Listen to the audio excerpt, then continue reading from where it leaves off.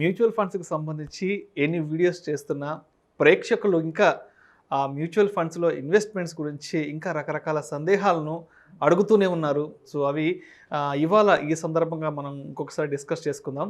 అసలు మ్యూచువల్ ఫండ్స్లో systematic investment plan చేయాలంటే మినిమం ఎంత అమౌంట్తో స్టార్ట్ చేయాలి, మ్యాక్సిమం ఎంత అమౌంట్ వరకు చేసుకోవచ్చు, అదేవిధంగా ఎన్ని సంవత్సరాల కాల పరిమితి అనేది ఉంటుంది, అంటే 20 ఏళ్ళ 30 ఏళ్ళ 40 ఏళ్ళ ఎన్నేళ్ళ కాల పరిమితి ఉంటుంది.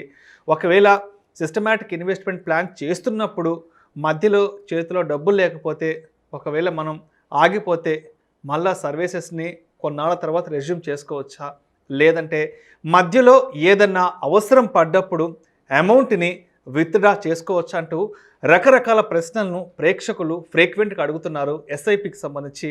సో ఇవాళ ఈ సందర్భంగా మన ప్రేక్షకులకు మరొకసారి దీని గురించి క్లారిటీ ఇవ్వగలరని కోరుకుంటున్నాను. నమస్తే విష్ణు గారు, మంచి క్వశ్చన్ అడిగారు విష్ణు గారు. మన ఇన్వెస్టర్స్కి మెయిల్ చేయడానికి విష్ణు గారు, ఎస్ఐపి అంటే సిస్టమాటిక్ ఇన్వెస్ట్మెంట్ ప్లాన్, అంటే క్రమానుగుణంగా నెల ఆర్ వీక్లీ కట్టేదాన్ని ఎస్ఐపి అంటారు విష్ణు గారు. అయితే జనరల్గా అన్ని ఏఎంసీస్, ఎక్కువ ఏఎంసీస్ 500 ఆఫర్ చేస్తున్నాయి విష్ణు గారు. కొన్ని ఏఎంసీస్ అంటే మ్యూచువల్ ఫండ్ సంస్థలు మంత్లీ 100 రూపీస్తో కూడా స్టార్ట్, 100 రూపాయలతో కూడా, 100 రూపాయలు మినిమం 100 రూపాయల నుంచి 100 రూపాయలతో కూడా స్టార్ట్ చేయొచ్చు. నేనేమంటానంటే విష్ణు గారు, 100 రూపాయలైనా పర్వాలేదు, మీరు mutual funds, equity mutual funds start చేస్తే 100 రూపాయలతో కూడా 30 నుంచి 40 కంపెనీలో పార్ట్ ఓనర్షిప్ వస్తుంది.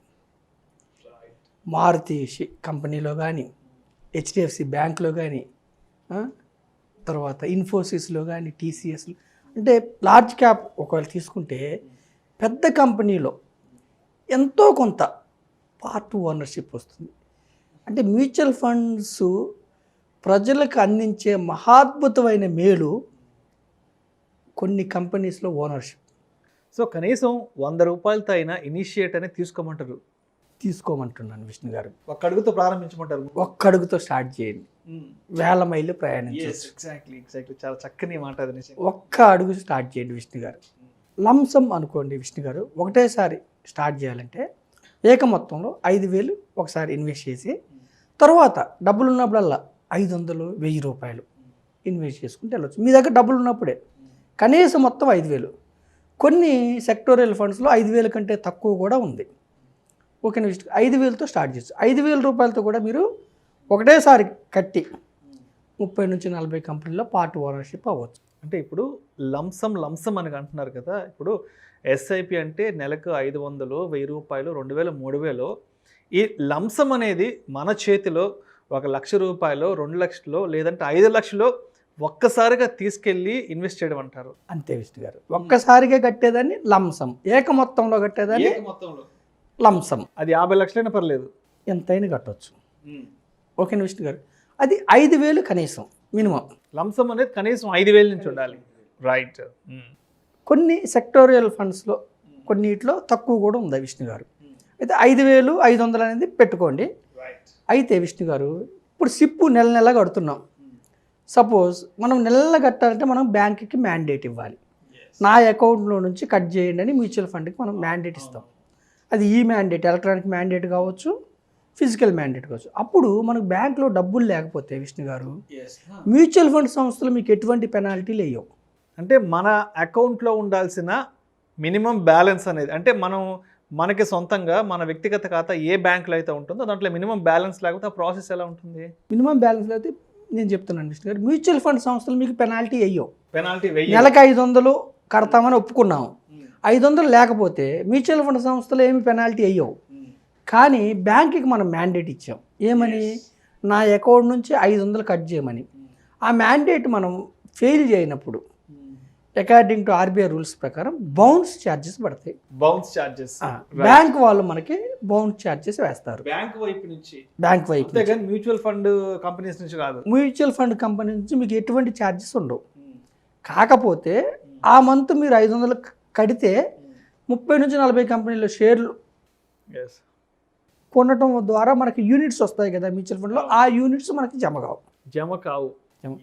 ఓకేనా విష్ణు గారు, అంటే మనకి సంస్థ నుంచి పెనాల్టీ ఉంటుంది కానీ బ్యాంక్స్ నుంచి పెనాల్టీ ఉంటుంది. సపోజ్ ఒక ఇన్వెస్టరు సిప్ స్టార్ట్ చేశాడు, అతనికి మధ్యలో ఆర్థిక సమస్యలు వచ్చినాయి అనుకోండి విష్ణు గారు, సిప్ని ఒక 3 నెలల్లో పాస్ చేసుకోవచ్చు, ఆప్ పెట్టుకోవచ్చు. మెయిల్ చేస్తే మ్యూచువల్ ఫండ్ సంస్థకి మనం ముందే ఇంటిమేట్ ఒక 20 రోజుల ముందే, లేదంటే ఫిజికల్గా లెటర్ ఇచ్చిన నా యొక్క సిప్ 3 నెలలు ఆపండి అంటే ఆఫ్ చేస్తారు. అంటే మనకి యూనిట్స్ కేటాయించడం ఆపుతారు. యూనిట్స్ కేటాయించడం అప్పుడు బౌండ్ ఛార్జెస్ కూడా బ్యాంక్ నుంచి పడవు. రైట్. అంటే ముందుగానే బ్యాంక్ కూడా ఇన్ఫర్మేషన్ వెళ్ళిపోతుంది. బ్యాంక్కి అవసరం లేదు, మనం మ్యూచువల్ ఫండ్ సంస్థకి ఇస్తే వాళ్ళు బ్యాంక్కి ఇన్ఫర్మేషన్ ఇస్తారు. వాళ్ళ వైపు నుంచి బ్యాంక్ ఇన్ఫర్మేషన్ వెళ్తుంది, వాళ్ళు ప్రజెంట్ చేయరు ఈసీఎస్, అప్పుడు మనకు బౌండ్ ఛార్జెస్ పడవు. 3 నెలలు కాదు విష్ణు గారు, ఇప్పుడు కోవిడ్ టైంలో జాబ్స్ పోయినాయి కొంతమందికి, ఎక్కువ కాలం ఒక 6 నెలలు 1 year ఆపుకోవాలంటే సిప్ ఆపుకోవచ్చు. ఇలాగే మెయిల్ ద్వారా కానీ ఫిజికల్ లెటర్ ఇస్తే కానీ ఆగిపోతుంది. మరి ఇంతవరకు కట్టిన డబ్బులు ఏమవుతుంది? అవి మార్కెట్ యొక్క పరిస్థితులు అనుగుణంగా, మార్కెట్ పెరిగితే పెరుగుతుంది, తగ్గితే అది వేస్ట్ కావు మనకి. ఇంకోటి ఏంటంటే విష్ణు గారు, సపోజు సిప్ పెంచుకోవచ్చా? మన ఆర్థిక పరిస్థితి బాగుంది, పెంచుకోవచ్చు. మ్యాండేట్ మళ్ళీ ఎక్కువ 500 కట్టేది 1000 చేసుకోవచ్చా? చేసుకోవచ్చు. సిప్ తగ్గించుకోవచ్చా? తగ్గించుకోవచ్చు. కంప్లీట్గా ఆపుకోవచ్చా? ఆపుకోవచ్చు. పాస్ చేసుకోవచ్చా? చేసుకోవచ్చు. సపోజ్ మీకు ఒక 6 months కట్టారు విష్ణు గారు, ఒక 10,000 కట్టారు, డబ్బు అవసరం ఉంది, వెనక్కి తీసుకోవచ్చా? తీసుకోవచ్చు. ఒక్క locking period ELSS and retirement funds, children benefit funds, ఈ 3 తప్ప మిగతా ఏ ఫండ్స్లో కూడా మీరు ఎప్పుడైనా డబ్బులు వెనక్కి తీసుకోవచ్చు, ఉండదు. మిగతా 1-2 స్కీమ్స్ తప్ప జనరల్గా మీరు వెనక్కి డబ్బు అవసరం ఉన్నప్పుడు వెనక్కి తీసుకోవచ్చు. T+3 అంటే 4 working daysలో మీకు అకౌంట్లో వైట్ మనీ క్రెడిట్ అవుతుంది. మ్యూచువల్ ఫండ్స్లో క్యాష్ ట్రాన్సాక్షన్స్ ఉండవు, ప్యూర్ వైట్ ట్రాన్సాక్షన్స్. ఇన్వెస్టర్స్ ఎవరు క్యాష్ ఇవ్వద్దు ఎవరికి, ఎంత ఎలక్ట్రానిక్ ట్రాన్సాక్షన్, మొత్తం ప్యూర్ వైట్ ట్రాన్సాక్షన్స్ విష్ణు గారు. ఓకేనా విష్ణు గారు? మరి ఇప్పుడు నేను సిప్ ఇచ్చేటప్పుడు బ్యాంకు ఒక బ్యాంక్ ఇచ్చాను, ఫ్యూచర్లో వేరే బ్యాంకుకి ఈ అకౌంట్ క్లోజ్ అయింది, వేరే బ్యాంకుకి మార్చుకోవచ్చా? బ్యాంకు చేంజ్ ఆఫ్ బ్యాంక్ ఉంటుంది, బ్యాంక్ మార్చుకోవచ్చు. దానికి ప్రీవియస్ బ్యాంక్ డీటెయిల్స్, కొత్తగా వచ్చే బ్యాంక్ డీటెయిల్స్ మ్యూచువల్ ఫండ్ సంస్థకి ఇస్తే బ్యాంక్ చేంజ్ చేస్తారు. బ్యాంక్ ఎందుకు మార్చుకోవాలంటే విష్ణు గారు, మనం ఏ అకౌంట్ నుంచి అయితే కడుతున్నామో మనం డబ్బులు వెనక్కి తీసుకునేప్పుడు ఆ అకౌంట్లోనే వేస్తారు, జమ అవుతాయి. సపోజ్ మనకు 10 ఏళ్ళ తర్వాత ఆ అకౌంట్ సపోజ్ ఎందుకో మనం క్యాన్సిల్ చేసుకునుకోండి, మనం రాలేదు డబ్బులు అనుకుంటాం, అందుకని బ్యాంక్ చేంజ్ చేసుకోవచ్చు. సో ఉదాహరణకు ఏ అనే బ్యాంక్ వద్దనుకుంటే బి అనే బ్యాంక్ కూడా షిఫ్ట్ అవ్వచ్చు. అప్పుడు ఏ అనే బ్యాంక్ ప్రూఫ్, బి అనే బ్యాంక్ ప్రూఫ్ మీ పేరు మీద ఉన్నది డాక్యుమెంట్స్ పెట్టి చేంజ్ ఆఫ్ బ్యాంక్ ఇవ్వాలి. అలాగే మరి నామినీ ఉంటుందా మ్యూచువల్ ఫండ్స్లో? ఇప్పుడు నేను కట్టాను, నాకేమన్నా అయితే నామినీకి డబ్బులు వస్తాయా? నామినీ కంపల్సరీ ఉంటుంది. మ్యూచువల్ నామినేట్ చేసుకోవాలి, మనం చేసుకోవాలి. నాకేమైనా అయినప్పుడు నా నామినీకి యూనిట్స్ ట్రాన్స్ఫర్ అవుతాయి, వాళ్ళు వెళ్ళి క్లెయిమ్ చేసుకోవాలి. అలాగే ఏమైనా ప్రూఫ్ ఇస్తారా మరి మ్యూచువల్ ఫండ్స్లో? ఎల్ఐసిలో, ఇన్సూరెన్స్లో బాండ్స్ ఉంటాయి, ఇక్కడ మనకి స్టేట్మెంట్ వస్తుంది. అంటే బాండ్ ఎందుకు ఉండదంటే everyday Monday to Friday working డేస్లో, స్టాక్ మార్కెట్ వర్కింగ్ డేస్లో మన ఫండ్ పెరగనన్న పెరుగుతుంది, తగ్గనన్న దొరుకుతుంది. అందుకని ఫిక్స్డ్ బాండ్ ఉండదు, స్టేట్మెంట్ ఉంటుంది. స్టేట్మెంట్ మనకి మెయిల్ పంపిస్తారు, ఆ మెయిల్ని ప్రింట్అవుట్ తీసుకొని లామినేషన్ చేసుకుని ఇంట్లో పెట్టుకుంటే మన యొక్క నామినీకి కానీ మన ఫర్దర్ రెఫరెన్స్ కోసం ఉంటుంది విష్ణు గారు.